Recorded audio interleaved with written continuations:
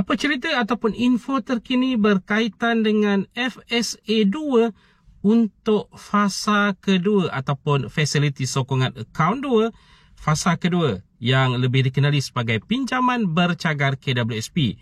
Semua pihak yang berkaitan yang berkepentingan diam seribu bahasa. Tiada info terkini dikeluarkan walaupun sebelum ini pernah diperkatakan selewat-lewatnya pada bulan Ogos 2023. Sekarang ni dah menjangkau ke bulan September tapi masih lagi belum ada berita berkaitan dengan perkara ini.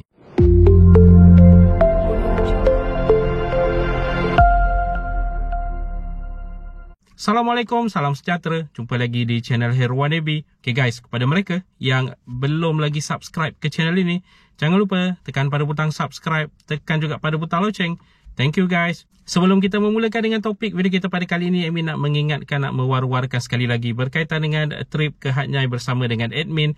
Kepada mereka yang masih lagi berminat, ada ramai sebenarnya yang telah pun menghubungi admin tapi mungkin belum lagi mengambil keputusan. Jadi kepada mereka-mereka yang lain di luar sana yang merasakan ingin mengikuti trip ke Hat Yai bersama dengan admin ini, apa kata hubungi admin di nombor telefon yang admin letakkan di ruangan komen yang dipinkan untuk mengetahui info lanjut berkaitan dengan trip ini.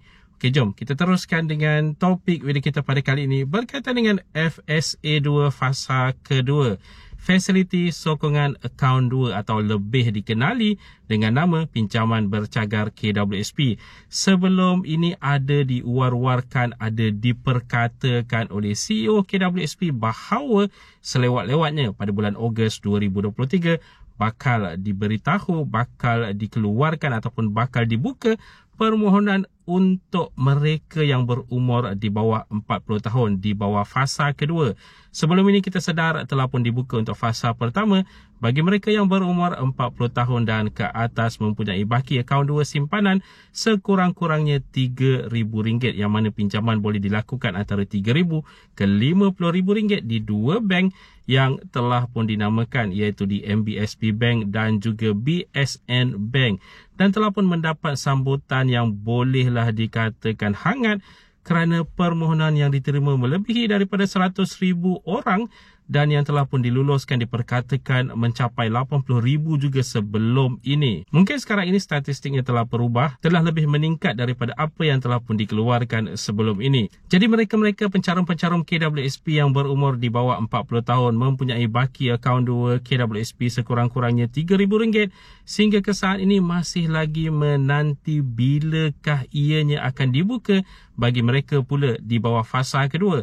Kerana sebelum ini telah pun diperkatakan selewat-lewatnya bulan Ogos bulan lepas tapi masih lagi belum ada informasi terkini, walhal telah pun sekarang ini masuk ke bulan September. Bukan saja informasi terkini belum lagi dikeluarkan, belum lagi ada apa-apa ura-ura berkaitan dengan perkara ini setelah dikeluarkan informasi tersebut, yang mana sebelum ini menyatakan bahawa selewat-lewatnya pada bulan Ogos, dan juga diperkatakan akan ada penambahbaikan untuk fasa kedua ini mungkin daripada segi bank yang terlibat dalam memberi pinjaman kepada pencarum-pencarum. Okay, kepada mereka yang masih lagi keliru berkaitan dengan FSA2 ini, konsepnya adalah sebegini, lebih kurang sama seperti pinjaman di bank untuk pinjaman peribadi. Membezakannya hanyalah nanti sewaktu di umur persaraan.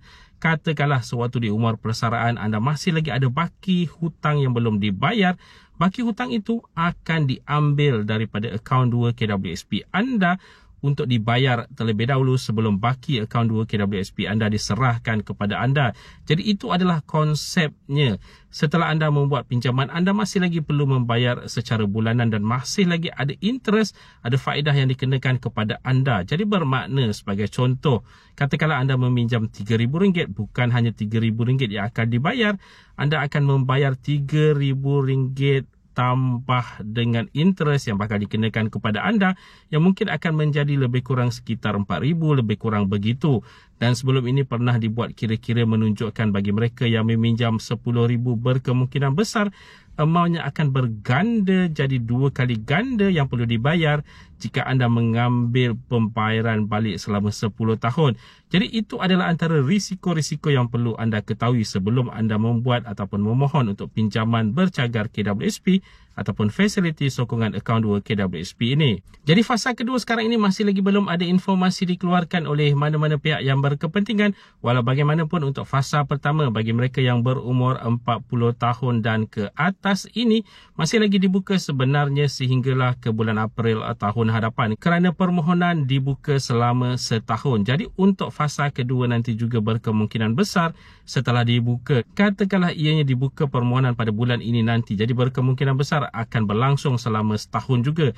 Cuma sekarang ini belum lagi diketahui dengan sedetail-detailnya perincian bagi FSA 2 untuk fasa kedua sama ada sama dengan fasa pertama ataupun ada sedikit perbezaan. Tapi dijangkakan lebih kurang sama, cuma seperti yang dinyatakan sebelum ini mungkin akan ada penambahbaikan. Jadi kita menantikan apakah penambahbaikan itu yang bakal diadakan oleh pihak KWSP ataupun pihak kerajaan ini. Jadi mungkinkah pengumuman untuk FSA 2 fasa kedua ini hanya akan dilakukan pada bulan 10 kerana kita sedar bahawa pada bulan 10 akan ada perbentangan bajet 2024 ataupun bagaimana. Sama-sama kita nantikan bilakah ianya bakal diumumkan. Okay guys, itu dia tadi sedikit sebanyak perkongsian di dalam video pada kali ini. Jika anda ada sebarang komen, sebarang pertanyaan, anda boleh tinggalkan di ruangan komen di bawah. Dan kepada mereka yang belum lagi subscribe ke channel ini, jangan lupa tekan pada butang subscribe, tekan juga pada butang loceng. InsyaAllah kita berjumpa lagi di video yang akan datang. Stay safe, stay healthy. Assalamualaikum.